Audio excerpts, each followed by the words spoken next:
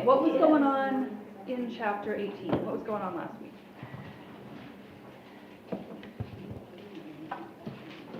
Sexual sin?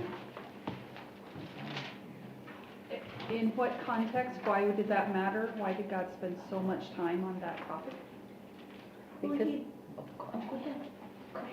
that's what they came out of, and that's what they were going towards in Canaan, this sexual immorality. But they had to have it defined. That's right. It's when you read through that list, it's kind of a shocking list anyway, but it's even more shocking when you realize that he's describing what the Canaanites are doing. Yeah. That it describes how they approach sexual relationships. And for the Lord, of course he could have spent a chapter on a whole lot of things, but sexual sin is a big one because it's so closely connected to idolatry, which we're going to talk more about next week. But they do go together, and sexual sin certainly was something not only that the Canaanites indulged in, but it was something that even defined their worship practices. So the Lord wants the people to be separate because they don't belong to those gods. They belong to him. Do you remember how he kept saying over and over, I am the Lord, I am the Lord your God? 16 times. Today, we're going to get 16 times as well. Like he's going to keep saying it, and next week too.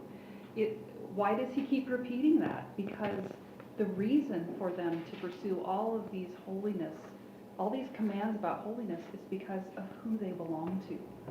If they were just, if they worship Chemosh or Molech or Baal or whoever, it would be different, but they don't. They worship the Lord, and he wants them to be different, to be set apart for him, to be a light in the darkness in the middle of where they're going. And that's not going to happen if they get assimilated into the practices of the Canaanites. And sexual sin too is important because it's so destructive. That's one of the things we talked about last week, is how sexual sin tears apart families, it tears apart communities. I don't know if there's anything that tears families apart faster than sexual sin, and particularly if it's sexual sin within a family. And it not only tears people apart, but it does damage that sometimes can't be repaired, and damage that carries on to multiple generations. So sexual sin is a big deal, and the Lord is just very particular about the purpose of sexual relationships and why it is that he wants his people to be holy in the way that they deal with this. And he mentioned idolatry. Yeah. Yeah, he reminds them too of the 10 Commandments in here and all of that. And that's going to show up again today. Are you ahead, Liz? I'm in chapter 19. That's what we're studying today. Right, okay. Yeah, so last week, we haven't got to that last yet, week, but okay. last week. That's all right. Yeah, yes, I am. Yeah, all right, anything else you want to mention from last week? Well, God designed the heterosexual relationship. That was his perfect plan. And he's communicating So things, all the other, big like- things, theological things, through the design of that relationship. And there are multiple things that distort what he's communicating through that. That stuff gets distorted if you redefine it according to just whoever you want to sleep with today. When he says be fruitful and multiply, and, at least It's heavy. There's a lot of theological stuff going on there. Yeah. And he also talks about sacrificing your children. Yeah. Which is, well, not just for the child, but I mean, what happens to you? Well, I guess this is in chapter 20, but it's a serious sin. Like if you sacrifice your children to Molech, you're out. Like, again, because why would you do that if you belong to the Lord? Why would you offer a child who ultimately belongs to the Lord as a sacrifice to another God? And so the Lord says none of that. All right, anything else you want to mention from last week? And it was also for the aliens who lived among them too. Yep. So you can't just say, well, I come from a different culture, so I get to worship a different God. Yeah. If you are living among the Israelites, no, you don't. There are certain things you can do that the Israelites don't do, like you can eat ham if you're a foreigner. You don't have to abide by necessarily all the same ritual purity laws. But there are certain things that are off limits no matter whether you're a native born or a foreigner. That stuff is not allowed for the people who are in Israel. Yeah. Okay, now, it wasn't just last week, but it's 18, 19, and 20. Those chapters all focus on the Lord's standards of holiness.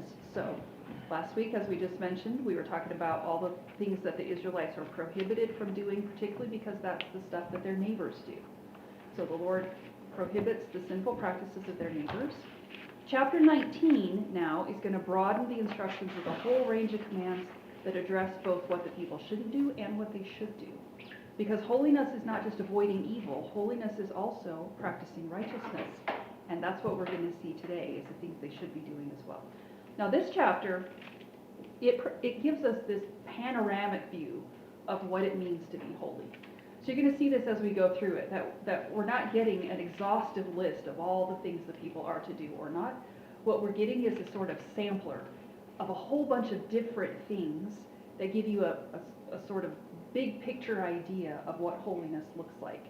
And one of the things you're going to notice right away is that holiness is not, it's not just delegated to a couple of hours that you spend in a worship assembly on one day of the week. Holiness affects every part of your life. I mean, when we step back and look at the big picture of this, holiness is an issue from the moment you get up in the morning until the moment you go to bed at night.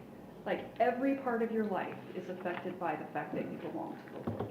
So there's going to be loads of just practical stuff in here, but bunches of things that might seem kind of unconnected, but what the Lord's doing is giving us this broad picture sampler of all these different things that demonstrate holiness. Okay, so let's look at chapter 19. The Lord said to Moses, "Speak to the entire assembly of Israel and say to them, 'Be holy, because I, the Lord your God, am holy. Each of you must respect his mother and father, and you must observe my Sabbaths. I am the Lord your God. Do not turn to idols or make gods of cast metal for yourselves. I am the Lord your God. When you sacrifice a fellowship offering to the Lord, sacrifice it in such a way that it will be accepted on your behalf. It shall be eaten on the day you sacrifice it or on the next day. Anything left over until the third day must be burned up. If any of it is eaten on the third day, it is impure and will not be accepted. Whoever eats it will be held responsible because he has desecrated what is holy to the Lord. That person must be cut off from his people. When you reap the harvest of your land, do not reap to the very edges of your field or gather the gleanings of your harvest. Do not go over your vineyard a second time or pick up the grapes that have fallen. Leave them for the poor and the alien. I am the Lord your God. Do not steal, do not lie, do not deceive one another. Do not swear falsely by my name and so profane the name of your God. I am the Lord. Do not defraud your neighbor or rob him. Do not hold back the wages of a hired man overnight. Do not curse the deaf or put a stumbling block in front of the blind, but fear your God. I am the Lord. Do not pervert justice. Do not show partiality to the poor or favoritism to the great, but judge your neighbor fairly. Do not go about spreading slander among your people. Do not do anything that endangers your neighbor's life. I am the Lord. Do not hate your brother in your heart. Rebuke your neighbor frankly, so you will not share in his guilt. Do not seek revenge or bear a grudge against one of your people, but love your neighbor as yourself. I am the Lord. Keep my decrees. Do not make different kinds of animals. Do not plant your fields with two kinds of seed. Do not wear clothing woven of two kinds of material. If a man sleeps with a woman who is a slave girl promised to another man, but who has not been ransomed or given her freedom, there must be due punishment. Yet they are not to be put to death because she has not been freed. The man, however, must bring a ram to the entrance to the tent of meeting for a guilt offering to the Lord. With the ram of the guilt offering, the priest is to make atonement for him before the Lord for the sin he has committed, and his sin will be forgiven. When you enter the land and plant any kind of fruit tree, regard its fruit as forbidden. For 3 years you are to consider it forbidden. It must not be eaten. In the 4th year, all its fruit will be holy, an offering of praise to the Lord. But in the 5th year you may eat its fruit. In this way your harvest will be increased. I am the Lord your God. Do not eat any meat with the blood still in it. Do not practice divination or sorcery. Do not cut the hair at the sides of your head or clip off the edges of your beard. Do not cut your bodies for the dead or put tattoo marks on yourselves. I am the Lord. Do not degrade your daughter by making her a prostitute, or the land will turn to prostitution and be filled with wickedness. Observe my Sabbaths and have reverence for my sanctuary. I am the Lord. Do not turn to mediums or seek out spiritists, for you will be defiled by them. I am the Lord your God. Rise in the presence of the aged, show respect for the elderly, and revere your God. I am the Lord. When an alien lives with you in your land, do not mistreat him. The alien living with you must be treated as one of your native born. Love him as yourself, for you were aliens in Egypt. I am the Lord your God. Do not use dishonest standards when measuring length, weight, or quantity. Use honest scales and honest weights, an honest ephah and an honest hin. I am the Lord your God who brought you out of Egypt. Keep all my decrees and all my laws and follow them. I am the Lord. Okay, how does the chapter begin? How does it open in verses 1 and 2?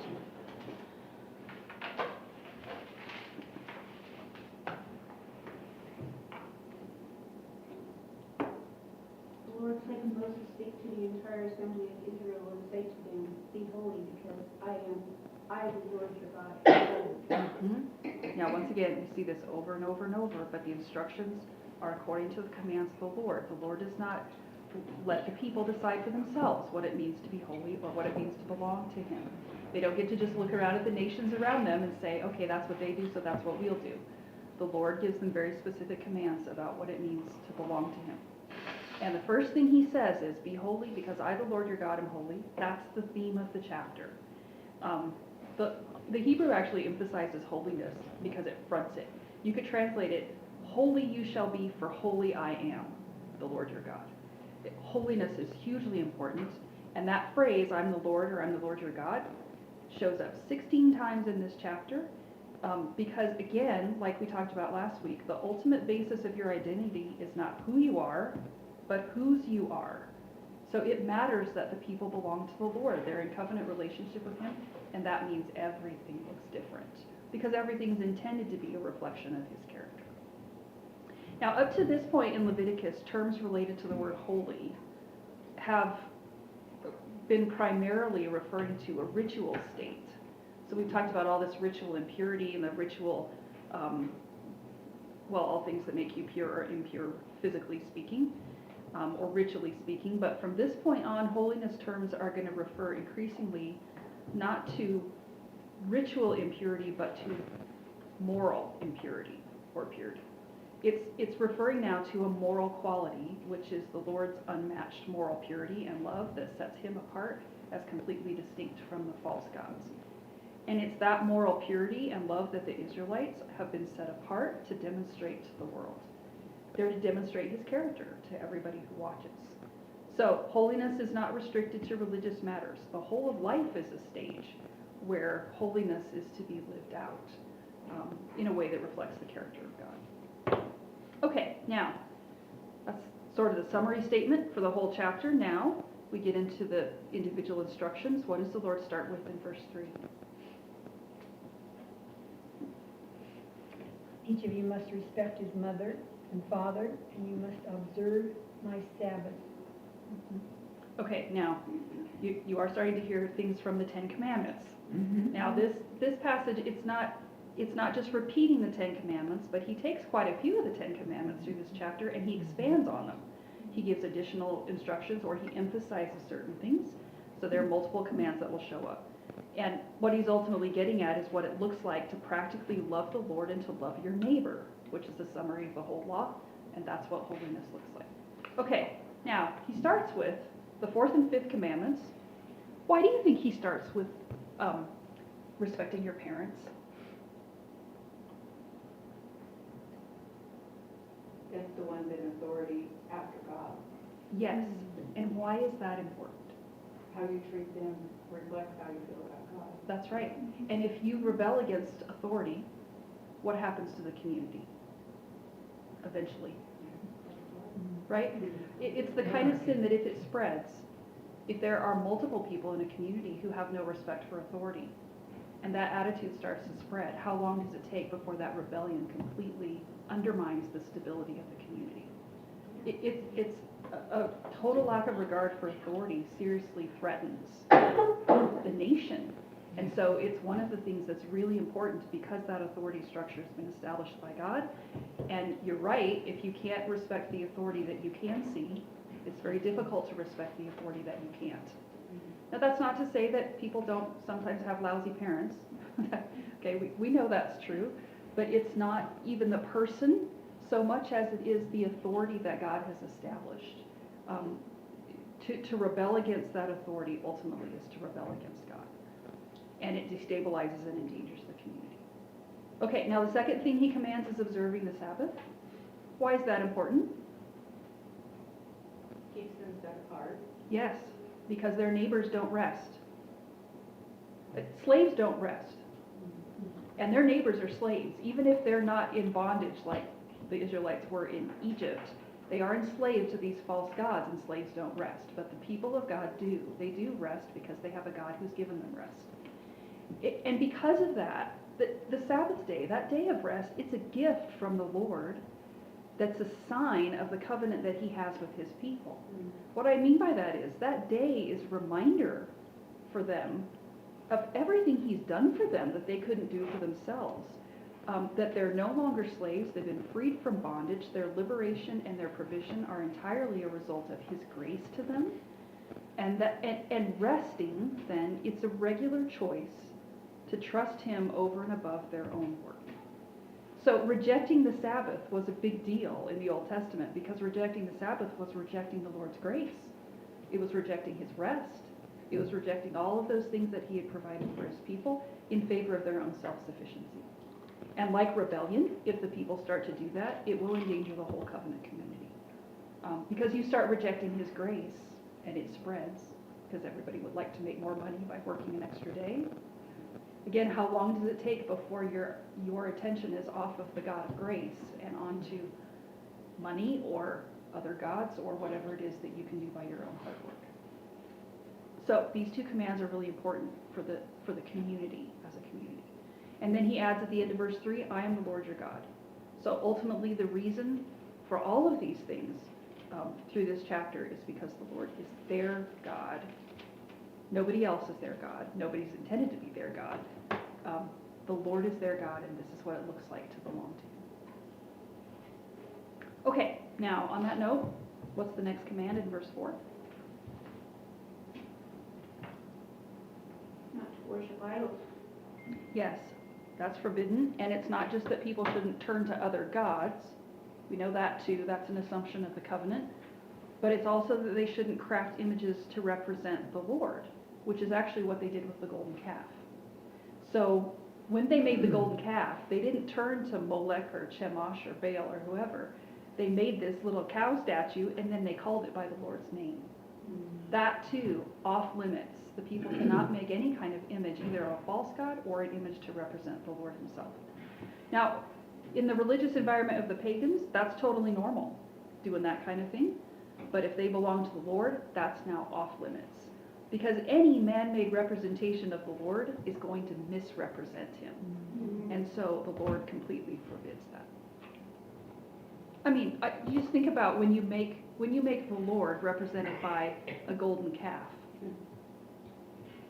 I mean, how much do you distort who he is when you do that? Completely. Totally, right? There's nothing about that that's like the Lord. And well, I've said this before because I really love this quote, but R.C. Sproul said, the great thing about a golden calf is it never contradicts you. Right? I mean, you make it small enough, you can just put it on your shelf, and you can only pay attention to it when you want, and you take it down when you want to pay attention, and you put it away when you don't, and then you have to dust it, I guess. But that's not the living God. That totally misrepresents who the living God is. And so they are not to make any kind of crafted image to worship, whether of another God or the Lord. Okay, now connected to that prohibition against idolatry is a command now about how to worship the Lord rightly. So, what does he focus on in 5 to 8? What are they supposed to do? The peace offering. Right, so the peace offering or the fellowship offering, this is the offering, why focus in on this one? Because this is the one where the meat could be eaten by the people. And because of that, it's also the one that's most likely to be mishandled. So the instructions right here, this isn't anything new. This is a reiteration of something we saw back in chapter 7 that described all the things they were supposed to do or not regarding the meat of this sacrifice. But it emphasizes if the meat is not handled rightly, the sacrifice will be rejected by the Lord. And handling it rightly means it has to be eaten within the proper time frame. Any leftovers have to be burned up. By the third day, if it hasn't been eaten, the meat's considered impure, and anyone who eats it then is actually desecrating what's holy. So, well, let me ask you, why is this such a big deal? Why is the Lord so particular about this meat and how it's handled? stiffness. Yeah, so one thing is, after 3 days, it's gonna start to go bad, right? Now that's not good, no matter what meat it is. But think about what that communicates when it's meat that's holy. And now it's starting to go rotten. Unholy. It doesn't. Very unholy, right? And so the Lord makes it really clear the people cannot treat the meat of a fellowship or a peace offering the same way they would treat the meat at a backyard barbecue. Because it's not the same. It has been given to the Lord, it is holy now, and it has to be treated as something that belongs to the Lord. Which means you don't let it go bad. You make sure that it's eaten within the proper time frame. And not doing that, I mean, there was somebody in one of the other Bible studies who said, well, even if you have meat in your refrigerator that's been left for 3 days, you know, it might not have gone bad, but doesn't there get a point where you're just kind of tired of eating it? And you're picking at it a little bit and whatever? Think about having that kind of attitude toward a sacrifice that represents Christ. I mean, ultimately, that's what all these sacrifices are pointing to, right? There shouldn't be anything flippant or casual or even anything where you're just a bit like, ugh. Because of what this represents, because it's a holy offering and the people have to treat it as holy. Completely different from the food that they normally eat. So it's not just food for your body, it's food for your spirit. That's right. Mhm. And how you treat the Lord's property, how you treat his offerings is a reflection of what you think about him, right? So a lack of reverence toward the offerings that you bring, in a certain sense, demonstrates a lack of reverence toward the Lord, because it's his offering that you're eating. Sherry's not here, so I can say this. She's listening. Well, all I can think of is maggots. Is what? Is Maggots. maggots, when you Oh, yeah. take a good piece of meat and it is thrown out, I mean, I just went to the dump. That's why I know that, I'm just thinking of this as we're talking. I thought, man, that was such a good piece of meat, and look at all these maggots, they're awful. That's why But they that's burned what it. But, huh? That's why they burned it. Yeah. They didn't like the maggots either. Yeah, absolutely. Well, but it represents sin, doesn't it? Well, and again, think about that idea. Why do they have to burn it up? Why can't they just take it to the dump? Because who does the sacrifice represent? The Lord. You don't want that kind of thing overtaking a sacrifice that's intended to point you forward to the sacrifice of the Messiah, right? And so the people have to be very careful about the way they might not even understand all of that. I'm sure they don't. But they have to be careful about the way they treat the Lord's holy things, because this stuff is communicating more than just let's sit down and have lunch. There are theological things that are going on here that are really important. And so it's important that the people handle the sacrifices rightly. In fact, how serious is this? You get cut That you get off. cut off, which means you get like exiled from the community if you don't obey this command, because it's a form of dishonor the Lord will not tolerate, and he will not allow it to spread among the people. Okay, now verses 9 and 10. Now we're going to shift focus a little bit and look ahead to the time when the people are settled in the land of Canaan and they have fields to grow their food. So, what does he say in 9 and 10 that the people are to do or not?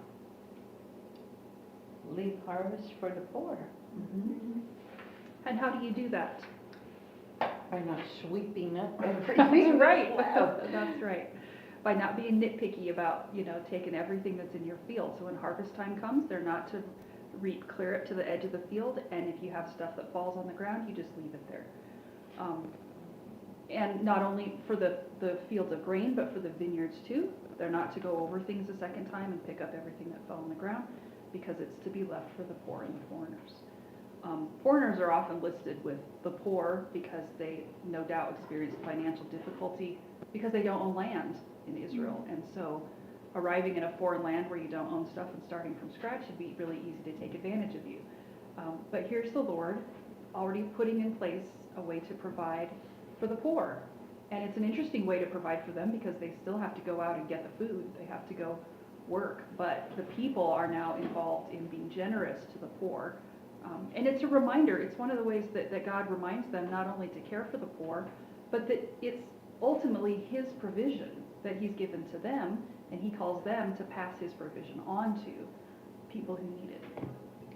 Sally, can a foreigner never own land in Israel? He could own land temporarily. So we'll get to this a bit later when we get to the laws about The year of of Jubilee? Jubilee. That's right. So you could sell your land to a foreigner, for example, to pay a debt or something like that. But at the year of Jubilee, it would revert back to the original owner, whoever that was. Yeah. Okay, now verses 11 and 12. What does he command us?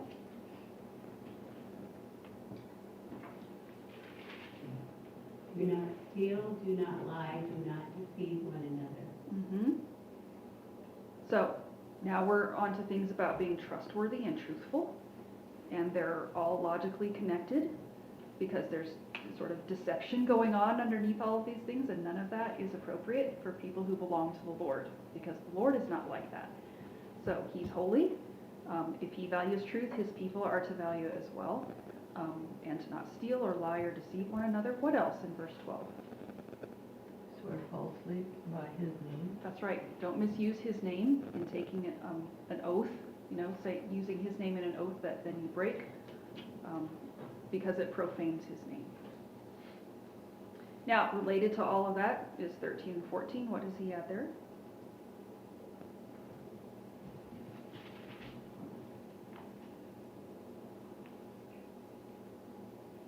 Do not, oh, Go ahead, Okay. go ahead. do not defraud or rob your neighbor. Mm-hmm. Don't hold back the wages of a hired worker overnight. Mm-hmm. Don't curse the deaf or put a stumbling block in front of the blind. But fear your God, I am Lord. Yeah. So we're just expanding on what it looks like to be trustworthy and truthful and honest, not just in relation to the people who are your equal, but in relation to the people who don't have the power to defend themselves. So the Lord's people are not to defraud their neighbors through deceit or rob them through the use of force.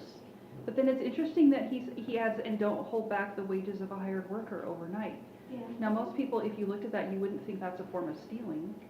And yet the Lord says this is important. Because the thing is, day workers typically were people who didn't have very much money. They would typically be people who were poor. And if they don't get paid promptly, they might very well not be able to eat supper. And so you could hold back their wages until the end of the week or the end of the month, right? If there's somebody who has enough money to get by, that's okay. But if they don't, that's kind of a big deal. Now you could say, I'm not stealing from them. I was going to pay them at the end of the month. But the Lord's character is to be merciful to people, to give them what you owe them and to do it promptly so that they don't suffer unnecessarily because you haven't paid them when you should. So, if they hire someone to work for them, pay them promptly and don't hold back their wages. They're also not to mock or degrade people who are weak or disadvantaged, or to exploit people who are at the mercy of others. For example, cursing someone who's deaf or intentionally tripping up someone who's blind. What's interesting about that is if the person can't hear what you said or see what you did, who's going to hold you accountable? And you have to hold each other accountable. Or right here, The Lord. the Lord, he says, fear your God, right? So you could think, well, you can curse a deaf person, and if nobody else hears you do it, you get away with it, right? No. No, because the Lord hears you. And so he says, don't do that. Instead of doing that, fear the Lord. Live in a proper fear of him and don't treat people that way. It's like making fun of them. Yeah. It is. And the Lord's not like that. No. And his people are not to be like that either. Yeah. And the fact that you think you could get away with it doesn't matter. You can't get away with it, but even if you thought you could, don't be doing that. Yeah. Because you don't belong to a God who thinks that doesn't matter. You belong to a God who's holy, so be holy like he is. Okay, and it's all sort of connected. So what does he add then in 15 and 16? To judge righteously. Mm-hmm. So don't pervert justice, and he prohibits injustice in various forms. So they're not to pervert justice or show partiality. And who does he mention they're not to show partiality to right here? Or the great. Why do you think he says both of those things? Because you feel sorry for the poor, Mm-hmm. and the mighty don't need your judgment. They have plenty. you Or know. it can be tempting to show partiality to the rich or to the great because you want a favor from them, because they might have money or they might have power, right? And it might, and it's tempting to show partiality to the poor because you feel sorry for them. The Lord says both of those off limits. Justice means you don't show partiality to somebody based on their status or their position or how much money they have. The Lord doesn't show that kind of favoritism. And in a legal, particularly in a legal setting where people are tasked with handing out judgments, they are to judge one another fairly. Now, related to that, I think verse 16, I mean, it's important in any context that they don't spread slander, but it's especially important, again, if you're in a legal situation, because prior to fingerprinting, legal cases depended a lot on the truthfulness of eyewitness accounts. So don't be spreading slander about people. Don't be saying things that aren't true. And don't be damaging other people's reputations or even endangering their life. Now, it's interesting that he says don't do anything that endangers your neighbor's life. Again, that can include all kinds of things. That can include, how you drive, and not that they had cars, but you know what I mean. That can include all sorts of big and small things.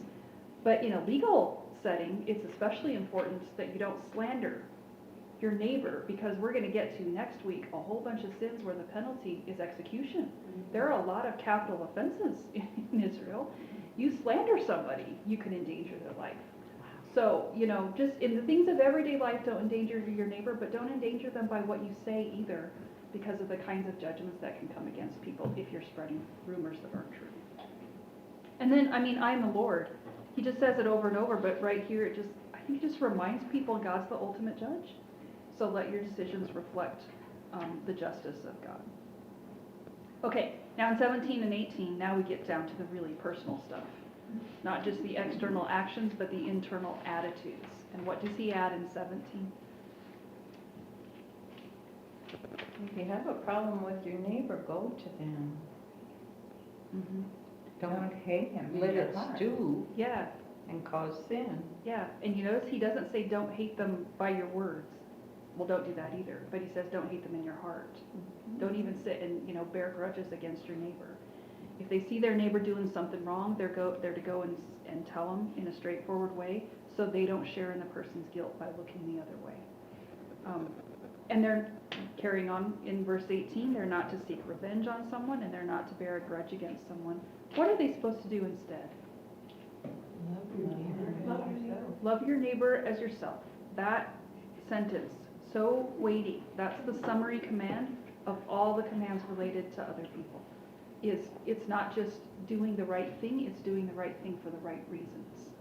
It's looking after the well-being of other people. Holiness, then, looks like love. Holiness looks like looking after people in a certain sense the way the Lord does. It looks like forgiveness and rebuke. It looks like caring about think about that idea of caring about somebody else's well-being just like you care about your own. That's a lot. You might do that with people in your family, but to treat your neighbor that way, I don't know if I've ever had a neighbor who I treated with all the, the care that I treat myself. Well, to a certain extent, you're like, I don't have time in a day to do it. And that's true, but here's the thing, is the Lord is just so clear that he wants us to treat other people in a way that reflects the way he treats us. And how does he treat us? With love and compassion and self-sacrifice, right? And mercy. And mercy. And that's how he wants us to treat one another. So love is the summary of all of it, and love and holiness go together. So,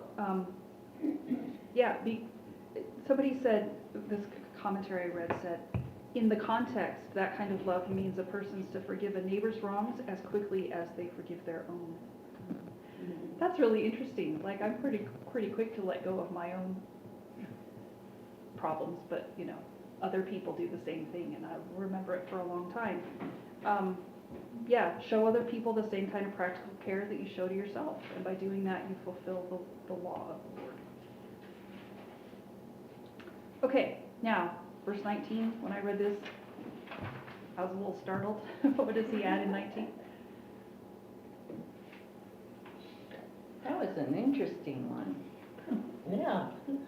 Why can't you crossbreed, So like buffalo and cows, you he's know? not, he's actually talking about different species.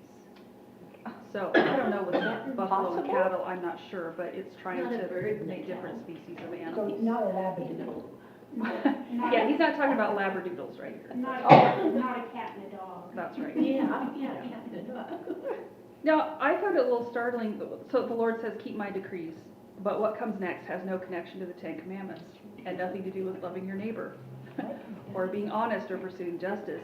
It's about not mixing animals and not mixing plants and not mixing materials in your clothes. Why would this command be added here and why does it matter? Oh, is it a reflection again of their separateness? Yes, it is. Oh. So, I mean, based on the things we've seen in previous chapters where he's talked about not mixing, and remember how he put a culinary fence around the people with the food laws? The same kind of thing is going on right here. These commands fit into that kind of category, the same category as the dietary rules. The point is not that it's inherently evil to wear a wool and cotton blend, any more than it's inherently evil to eat ham. The point is that the Lord is providing everyday physical reminders to the Israelites that they are to be unmixed. And he's given them physical illustrations that are just part of day in, day out stuff of life so that they can't ever forget, right? It's not because it's a sin to mix barley and alfalfa when you plant your fields. It's because they've got pictures of purity put in front of them day after day after day. The physical picture of purity is not the end. It's a means to an end, and the end is the spiritual purity that it points to. So it's this reminder in all the big and the big and small things of life that they are separate from the people around them. They are intended to live separately, and there are separations they have to make in their own lives that are intended to remind them about that. This was hard because I love companion planting. And Yeah. I guess I still don't understand. I don't understand. So is it reflecting not to intermarry? Among other things, it's reflecting the idea that they are not to become assimilated into the Canaanites and into Canaanite culture and into a Canaanite way of life. And in all the major and minor decisions of life then, Israelites are constantly reminded that they're different, that they're holy, and that they're set apart. I mean, if you're an Israelite, you're always reminded purity matters. You're reminded when you plant your fields. You're reminded when you raise your animals. You're reminded when you get dressed in the morning.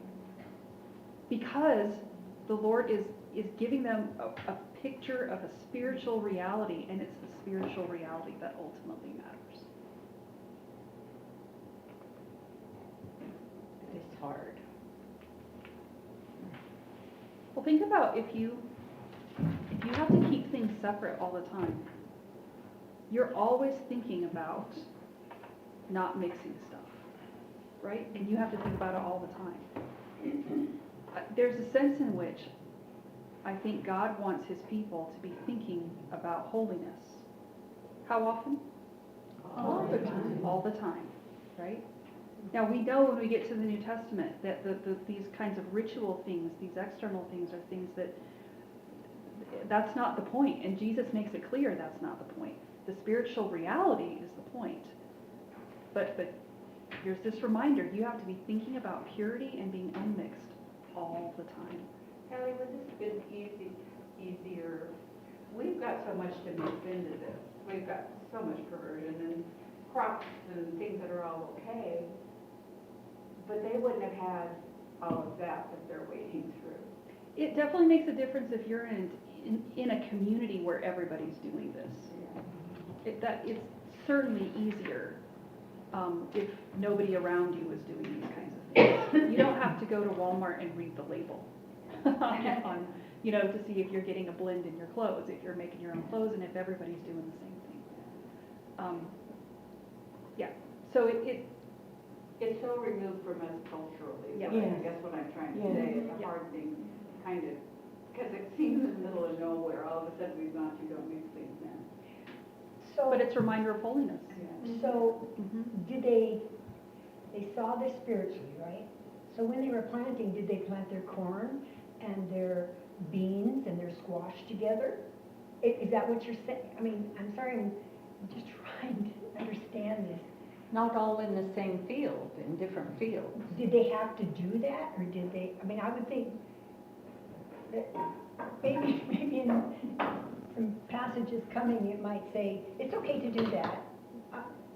Are they only supposed to be thinking of this spiritually, or do they think this agriculturally? They are supposed to be doing this in their fields.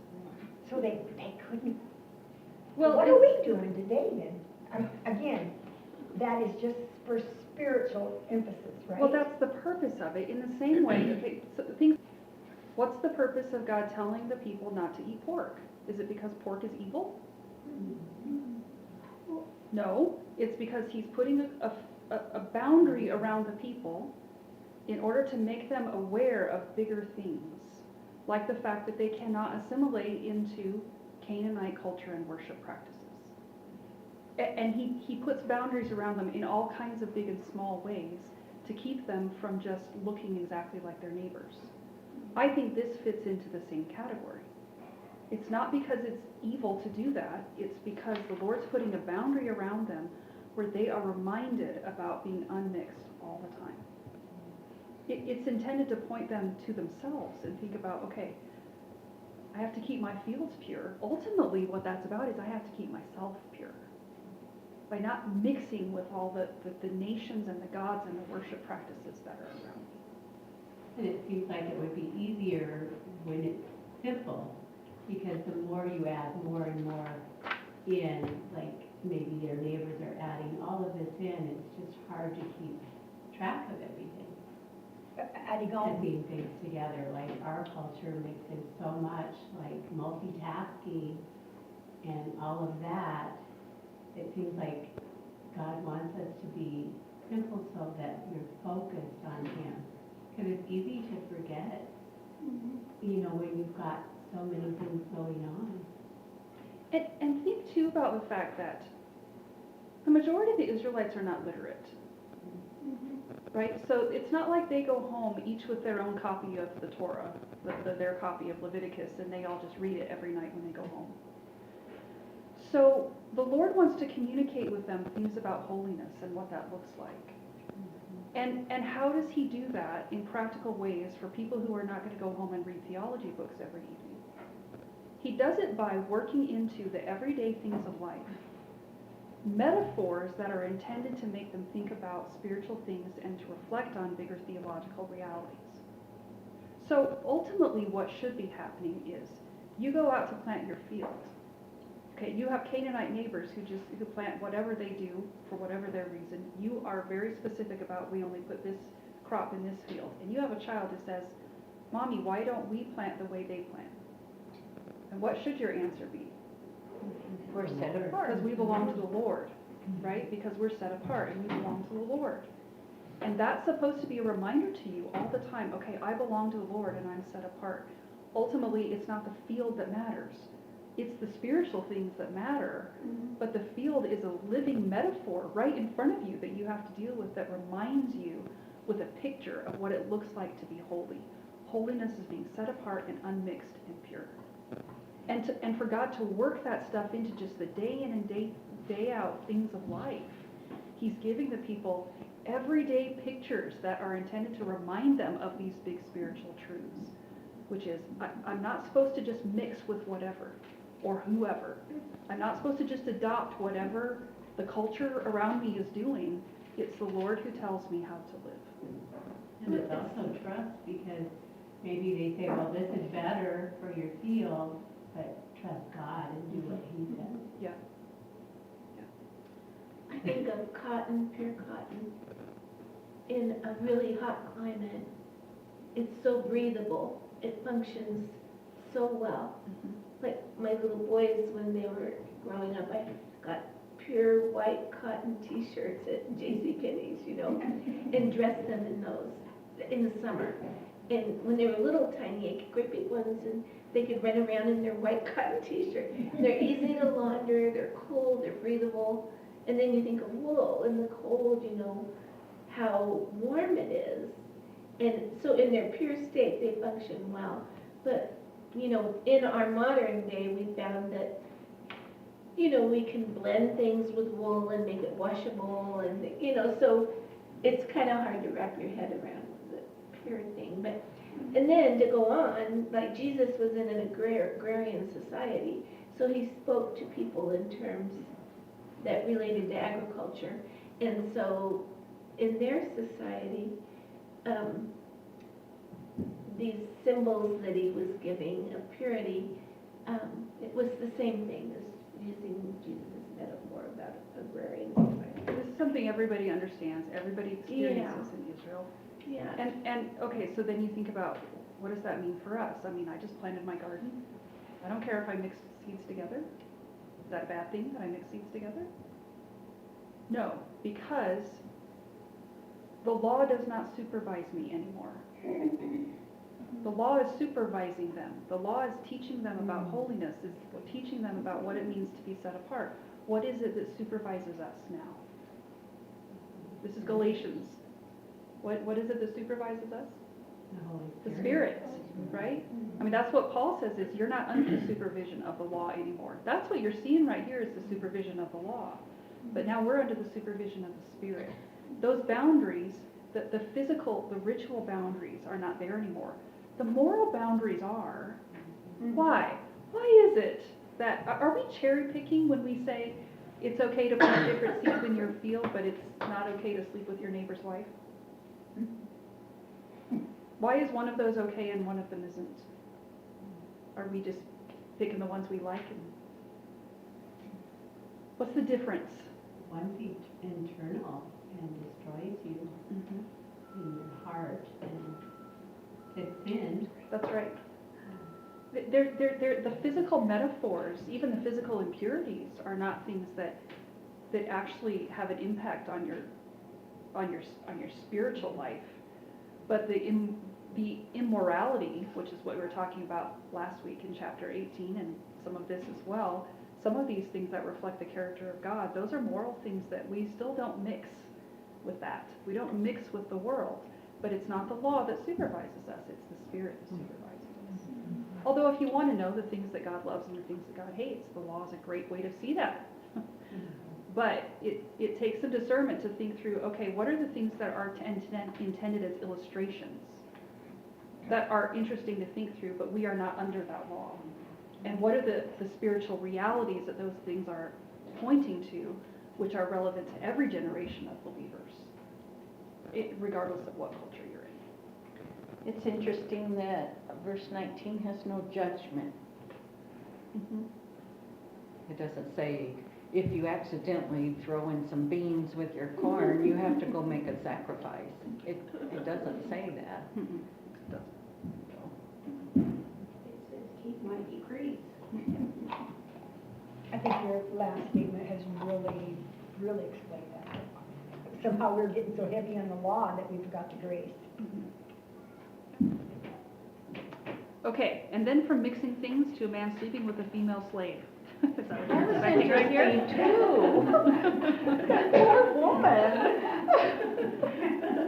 Okay, now this is really far removed from our cultural expectation. It's a little bit challenging, but what's interesting right here is the sacrifice that is required in verse 22, which is a guilt offering or a reparation offering. And we know from the background of chapter 6 that a guilt offering was required when the Lord's holy things had been profaned. And one of those things that's specifically mentioned in chapter 6 is profaning the name of the Lord, misusing the holy name of the Lord. And I think that's what's going on right here. Now that's not so obvious when you just read it, but let me give you an explanation. This is one that I read and it helped me a lot with this. Okay, so say that a man sleeps with a female slave, although a female servant might be a better translation. We're going to talk more about that in chapter 25.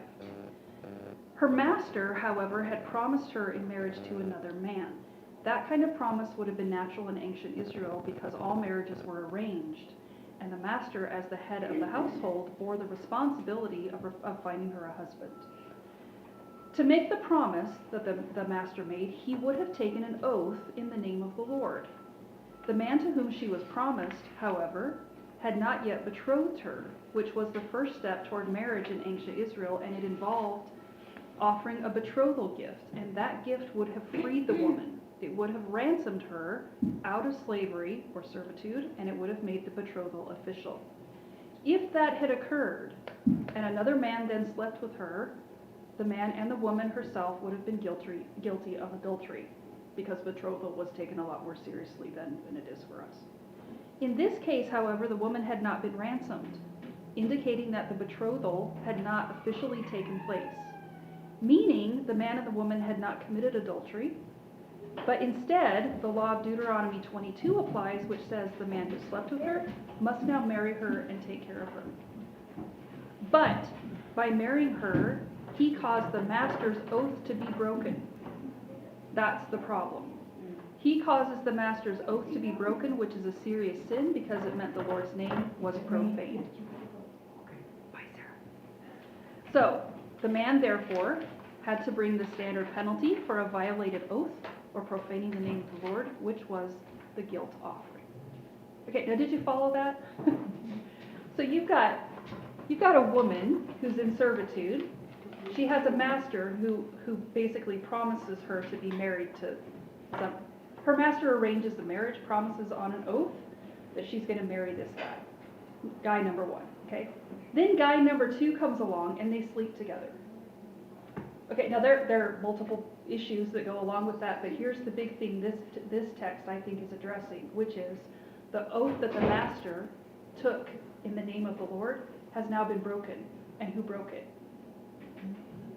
Did the master break it? No. No, guy number two broke it, right? Right. So what you have is an oath in the name of the Lord that has been inadvertently broken because somebody else did something that they shouldn't have. So here's the problem. Okay, now there's the law addresses how to deal with the man and the woman and all that kind of thing, but here's the problem being addressed here. The Lord's name is profaned by an oath that's taken that is not fulfilled. But now who's responsible for that? If it's not, I mean, you could say, the guy number two, he could say, well, I didn't take the oath. Why is it my fault? But the master could say, well, I took the oath in good faith and I didn't break it, so who's responsible? The law says it's the guy who's responsible. He's the one because he caused the oath to be broken, even though he's not the one who took it, he's the one who has to bring the guilt offering. He's the one who has to make it right, because otherwise the name of the Lord is profaned. Can this be an Israelite girl in this situation? Mm-hmm. Yeah, and we'll get to that more when we get to chapter 25. Yeah. I know it's easy to get hung up on the slavery part of this, but think more about somebody who's in long-term service in a household. It's that kind of idea. So it's not that she's just being passed around to guys. That's not what's going on here. But it's that there's a master who has taken an oath in good faith. The oath has been broken by somebody else, and there's a guilt offering that has to be offered in order to make reparation for the fact that the Lord's name has been profaned. And she was willing because they were both scourged. Yes. Yeah. The idea isn't that she just got assaulted. Although that too would, be, and now you've got multiple sins. Yeah. But yeah. Okay, now, see, it seems like something completely different. What does he address in 23 to 25? Planting of fruit trees. That was very That was interesting very too. Okay, and what does he have to say about fruit trees? That they're forbidden for 3 years. It must not be eaten. The 4th year, the fruits will be holy and offering praise to the Lord. And the 5th year, you may eat its fruit. Yes. And I was thinking you wouldn't have to worry about that being in Wyoming. No, it takes It that long to takes a long grow a time. tree. I got fruit for the first time, and I was thinking, how many years? Well, that's actually the point. That's the point. So, like with the previous commands about reaping, these verses are looking forward to the time when the people are settled in the land of Canaan and they start planting trees. And this is a variation on the law of first fruits, which we'll talk about later. But the law of first fruits basically says that the first portion of your harvest, when you harvest, the first portion of it belongs to the Lord. Now, if you're planting a barley field or a wheat field, that's pretty straightforward. I mean, you harvest your field the same year that you plant it, and you take the first portion of it to the Lord. But what about a tree? What about asparagus? Oh my. That's my personal frustration at the moment. What if you have a plant, something that you plant, and you don't get a harvest off it for 2 years, 3 years, 4 years? And then when you do start to get fruit off it, you only get a little bit. How do you deal with the first fruits then? Do you just not count it because you not bring first fruits because you didn't get anything the first year? Or do you count, those 2 apples you got that 1 year as the first fruits, and that's what you give to the Lord? Well, basically what the Lord's doing here is he's saying this is how first fruits works with a tree or anything that will take multiple years before you get any decent produce. And that is that you wait a certain number of years. These are things that would take 2 or 3 or more years to get any fruit. So he says for the first 3 years, if it produces anything, and lots of things wouldn't, but if it does, the fruit's off limits. The 4th year, whatever it produces is holy, and it's to be brought to the Lord as an offering of praise to him. And in the 5th year, then the owner is allowed to eat the fruit. And Okay, the owner owns it. Increase. that's right. Well, that's the thing is if you're, okay, so I'm thinking about my asparagus. And you're thinking, I've been waiting 3 years for this. Like, okay, if you're an Israelite looking at this tree and you're like, but there's finally fruit and I don't want to give it up. And what if there's a drought? What if it gets hit by lightning? What if I don't get anything next year? What does the Lord add right here? What's the incentive for being obedient about this? Your harvest will be increased. The Lord will increase their harvest. Now, why would he do that? Is it because they're bribing him to be nice to them? Because they were obedient. And because they're honoring him with what they have, right? And so bringing honor to the Lord, respecting the Lord, means that the Lord pours out provision on the people who honor him. So the same way that giving the choice portions of the sacrifices honors him, following these rules about first fruit honors him. It's a way of saying, number one, I'm honoring him by giving him the first part because that's the best part. That's the part that I would most want. I know that with my tomatoes.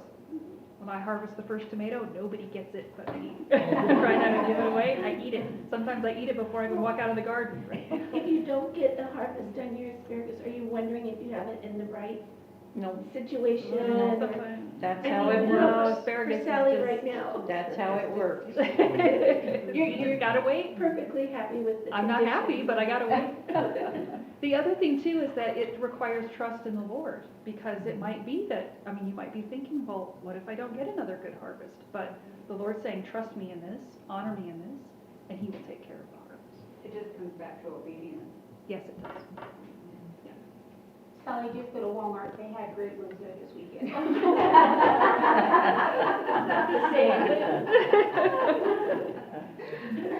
Okay, and then what does he add in 26? No eating blood again. This is the 4th time in Leviticus that the people have been commanded not to eat meat with blood in it. Why is that so important? Blood is life. Blood is life, and what is blood used for in Israel? Sacrifice, atonement, right? So this is what he said is the life is in the blood, and he has given the blood to the people to make atonement for them.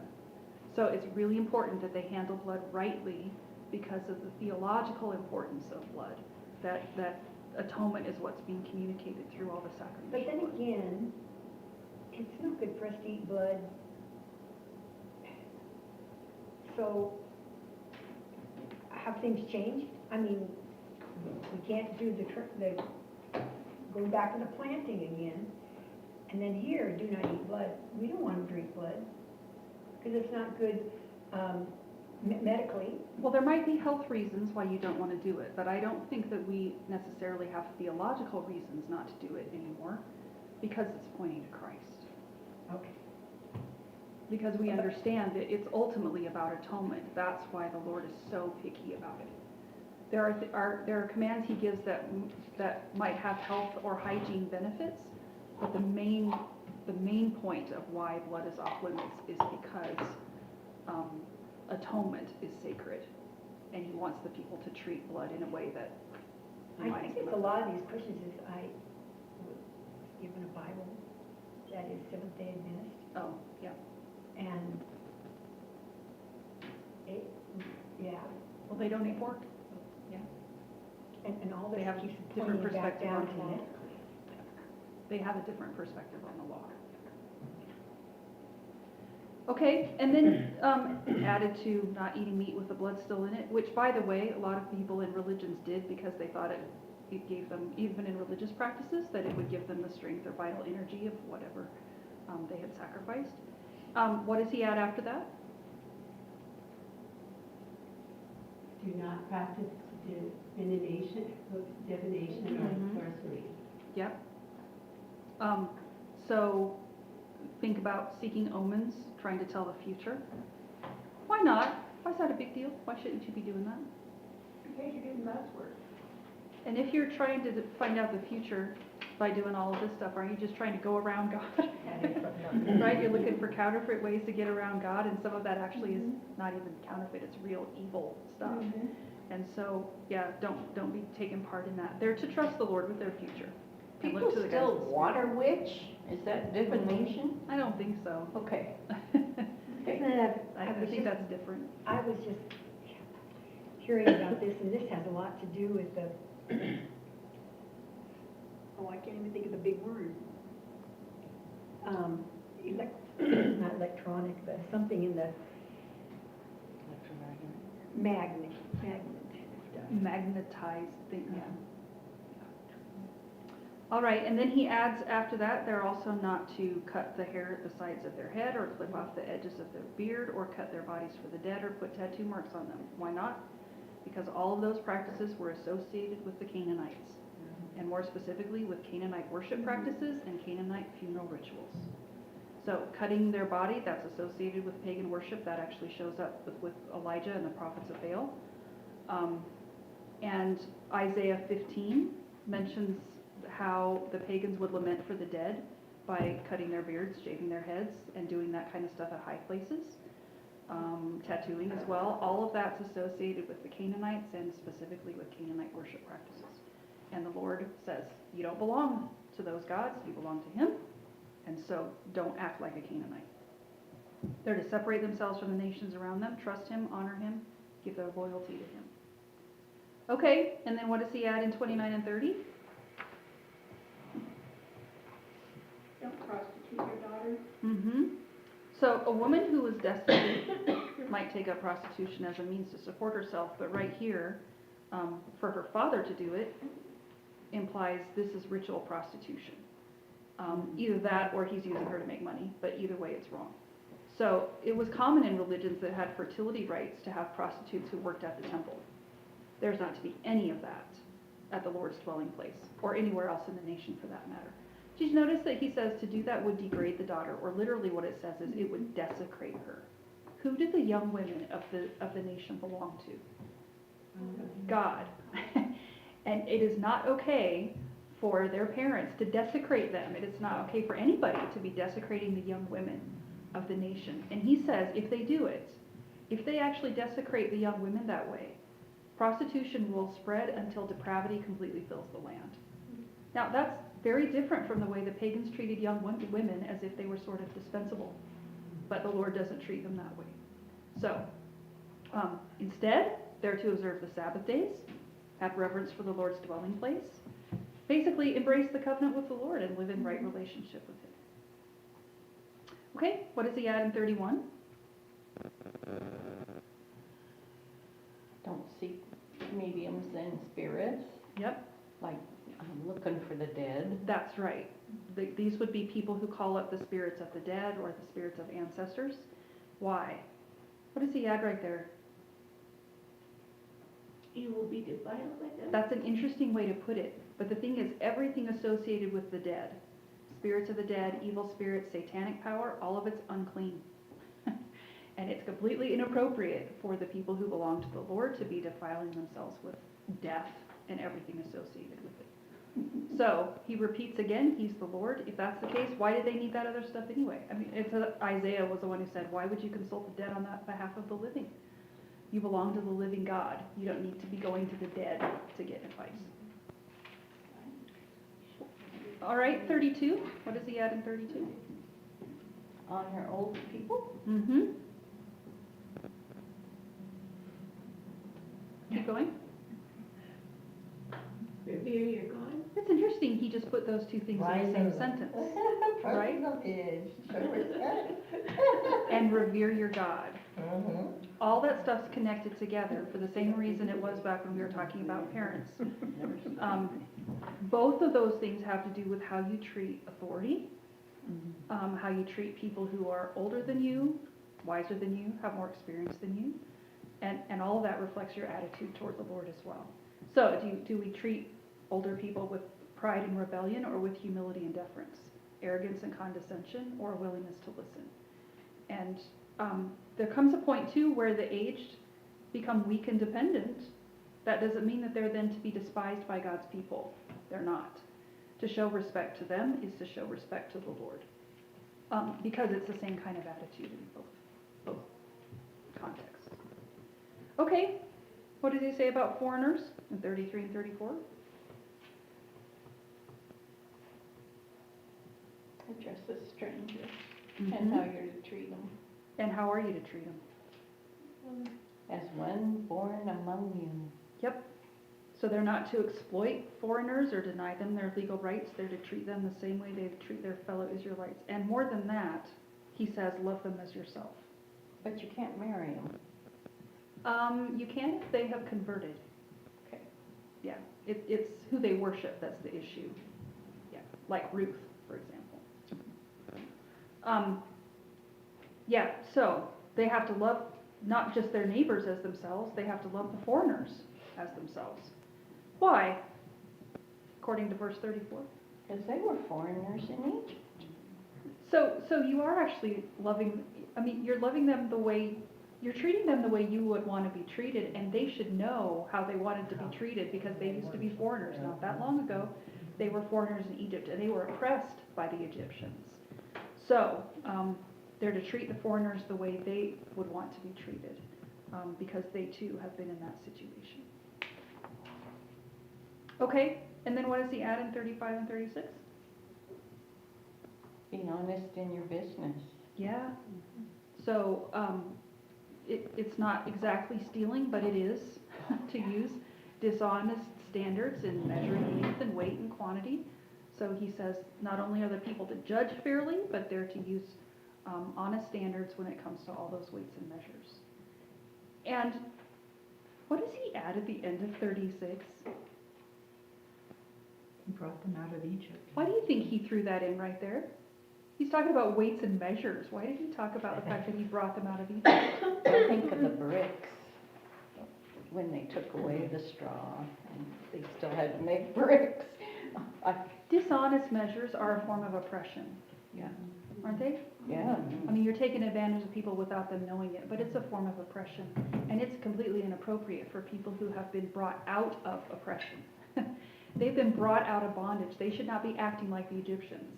They should be acting like the Lord. And so because he brought them out of that, now they're to live different. And remember and be thankful. Yes, definitely. And then 37 is just the summary commands, which is keep all my decrees and all my laws and follow them. I am the Lord. Okay, now that was a whole bunch of different stuff in that chapter. But here's the thing, what it gives you is a big picture understanding of holiness. Think back on all that stuff that we just talked about. Holiness looks like respecting authority, resting in the Lord, worshiping rightly, being generous to the needy, being trustworthy and truthful and honest and not taking advantage of people who are powerless. It looks like being separate from the world and unmixed from the things around you, respecting authority, honoring the Lord. Since that's who the Lord is, since he's holy, his people are to pursue holiness, which means imitating him through obedience to his commands. Now, how's that relevant for us? Because holiness is demonstrated ultimately by how we relate to God and how we relate to other people. And you can take from this sort of big picture, timeless truths I mean, we've already talked about how some of these things we practice and some of these things we don't. But there's some timeless stuff right here, like the fact that holiness looks like devout worship, it looks like honesty, integrity, justice, charity, love, respect for authority, resting in God, all of those things. On the surface, we might do things differently from the Israelites, but there are principles there that apply to every generation of God's people. Okay, that was a long. Are there any things you'd like to add? Any comments that you have? I mean, it was addressing your heart. Yep. It is. What you feel in your heart. That's right. And none of those things are against the law. That we know of. No.